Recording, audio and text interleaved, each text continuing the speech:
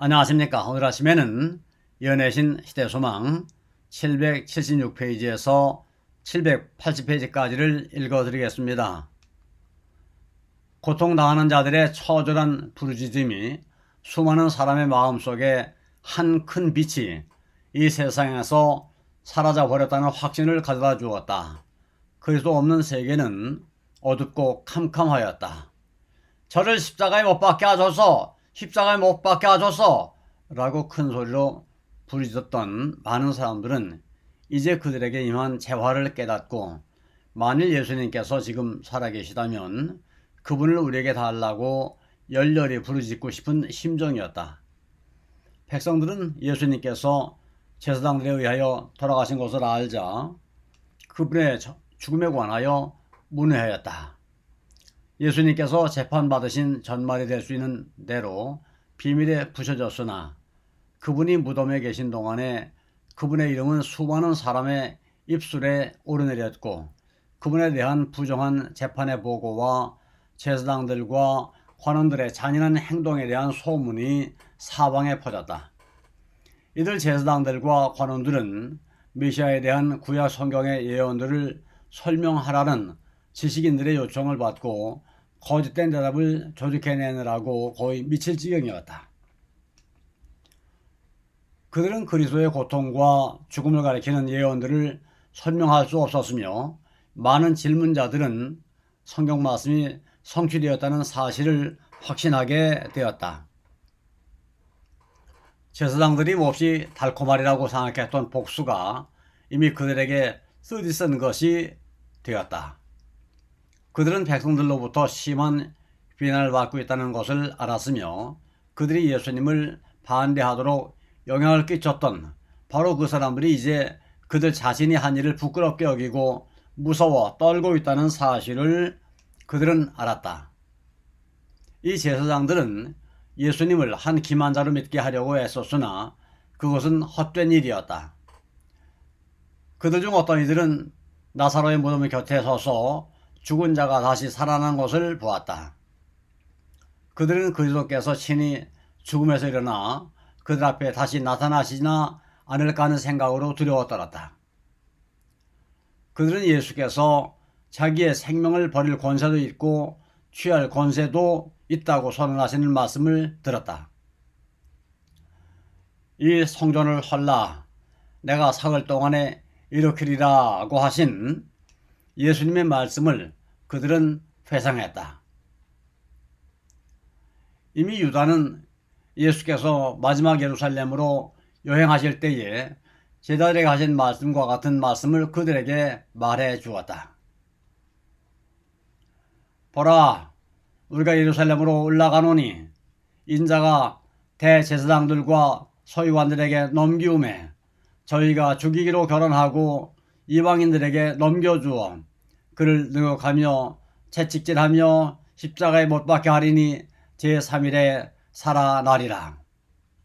저희가 이 말을 들었을 때 그들은 비웃고 조롱했다. 그러나 이제 그들은 그리스도께서 예언하신 것이 현재까지 다 성취된 사실을 기억했다. 그분이 3일 만에 다시 일어나리라고 말씀하셨는데 그 말 역시 실현되지 않으리라고 누가 말아주겠는가. 그들이 이런 생각들을 내쫓으려고 무던히 애썼으나 그렇게 할 수 없었다. 저희 아비 마귀처럼 그들도 믿고 떨었다. 이제 그 같은 흥분의 광기는 지나갔고 그리스도의 형상이 저희 마음에 떠올랐다. 그들은 그리스도께서 당신의 원수들 앞에서 침착하시고 아무 불평도 없이 계시는 것을 보았으며, 원수들의 욕설과 비난에 대해서도 한마디의 불평도 없이 참으시는 것을 보았다. 그분의 재판과 십자가에 못 박히신 모든 사건이 그분이 하나님의 아들이라는 확신을 뿌리실 수 없게 하였다. 그들은 고소를 받은 분이 고소자가 되기 위하여, 정죄받으신 분이 정죄하시기 위하여, 죽음을 당하신 분이 당신을 살해한 자들의 죽음으로 공의를 요구하기 위하여 언제라도 그들 앞에 나타나실 수 있으리라고 느꼈다. 그들은 안식일인데도 거의 쉴 수 없었다. 그들은 더럽혀지는 것이 두려워 이방인의 문지방은 밟고 넘지 않으려 하면서도 그리스도의 시체에 대하여는 회의를 열었다. 죽음과 무덤이 저희가 십자가에 못 박은 그분을 붙잡고 있어야만 했다. 대제사장들과 바리새인들이 함께 빌라도에게 모여 가로되 주여 저 유혹한 자가 살았을 때에 말하되 내가 사흘 후에 다시 살아나리라 한 것을 우리가 기억하노니 그러므로 분부하여 그 무덤을 사흘까지 굳게 지키게 하소서. 그의 제자들이 와서 시체를 도적질하여 가고 백성들에게 말하되 그가 죽은 자 가운데서 살아났다 하면 후의 유혹이 전보다 더 될까 하나이다 하니 빌라도가 가로되 너희에게 파수꾼이 있으니 가서 힘대로 훅게 하라고 말하였다. 제사장들은 무덤을 굳게 지키라는 명령을 내려 큰 돌로 문 오기를 막아 놓았다. 그들은 이 돌을 줄로 얽어서 그 양 끝을 단단한 바위 위에 굳게 맨 다음 그곳에 로마의 인을 쳤다. 그 봉인을 깨뜨리지 않고는 돌을 움직일 수 없었다. 100명의 군사로 이루어진 파수꾼들이 무덤 주위에 배치되어 아무도 무덤을 가까이 하지 못하도록 지켰다. 제사장들은 그리스도의 시체가 놓여진 곳을 지키기 위하여 할 수 있는 모든 일을 다 했다. 예수님께서 그분의 무덤에 영원히 남아 있어야 되기라도 하는 것처럼 단단히 인이 쳐졌다. 그처럼 연약한 인간이 의논하고 계획을 세웠다. 그러나 이 살인자들은 저희의 노력이 헛됨을 거의 깨닫지 못했다. 그러나 하나님께서는 그들의 이러한 행동으로 영광을 받으셨다.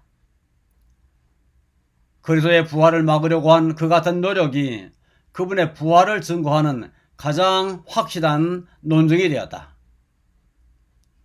무덤 주위에 배치된 군사의 수가 많으면 많을수록 그분이 부활하신 증거는 더욱 더 확실해질 것이다.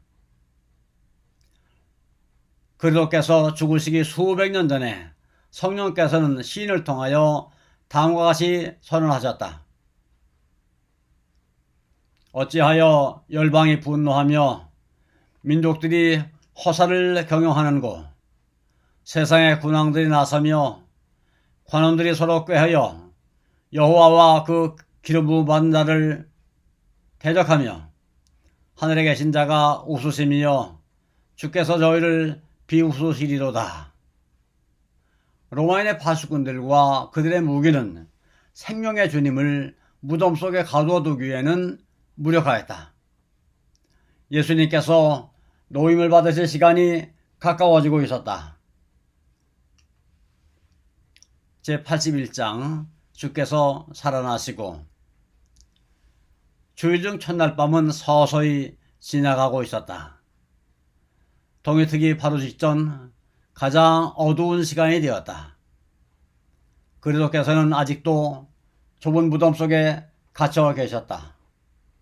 큰 돌은 제다리에 놓여 있었고 로마인은 떼어지지 않은 채 그 자리에 있었다. 로마 군인들은 계속해서 파수를 보고 있었다. 그리고 눈에 보이지 않는 감시자들도 그곳에 있었다. 악한 천사들의 무리가 그 주위에 모여 있었다. 만일 저들이 할 수만 있었다면 흑암의 왕과 반역한 천사들은 하나님의 아들이 갇혀있는 무덤을 영원히 인도한 채로 보존했을 것이다. 그러나 하늘 군대는 무덤을 둘러쌌으며 탁월한 힘을 가진 천사들이 그 무덤을 지키고 있었다. 그들은 생명의 왕을 환영하기 위하여 기다리고 있었다. 큰 지진이 나며 주의 천사가 하늘에서 내려왔다. 그 천사는 하나님의 갑옷을 입고 하늘 궁전을 떠났다. 하나님의 영광의 밝은 빛이 그의 앞에서 행하며 그의 길을 비추어 주었다. 그 형상이 번개 같고 그 옷은 눈같이 희거늘 수직하던 자들이 저를 무서워하여 떨며 죽은 사람과 같이 되었더라.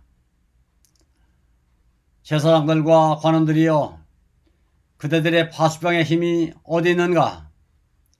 일찍이 인간의 능력을 두려워해 본 일이 없는 용감한 군사들도 이제 칼과 창을 빼앗긴 포로들과 같이 되었다. 저희가 쳐다본 얼굴은 이 세상의 어떤 용사의 얼굴이 아니요 가장 강한 주님의 군사의 얼굴이었다. 이 사자는 타락한 사탄의 자리를 대신한 천사였다. 이 천사가 베들레헴 들에서 그리스도의 탄생을 선포한 바로 그 천사였다. 그가 가까이 이를 때에 땅이 진동했고 흑암의 군대들은 다 달아났다. 그가 무덤에서 돌을 굴려버릴 때에 하늘이 땅에 내려온 것 같았다. 군사들은 그가 그 큰 돌을 조약돌 굴리듯이 옮기는 것을 보았고, 그가 또 큰 소리로 하나님의 아들이여 나오소서, 당신의 아버지께서 부르십니다 라고 부르짖는 음성을 들었다. 그들은 예수께서 무덤에서 나오시는 것을 보았고, 또 갈라진 무덤을 향하여 나는 부활이요 생명이라고 선언하시는 그분의 음성을 들었다. 예수께서 위엄과 영광을 입으시고 무덤에서 나오실 때에 천사의 무리는 구주의 앞에서 허리를 굽혀 그분에게 존경을 표하고 찬송의 노래로 그분을 환영하였다. 아멘. 아멘. 감사합니다. 오늘 아침에는 여기까지 읽어드렸습니다.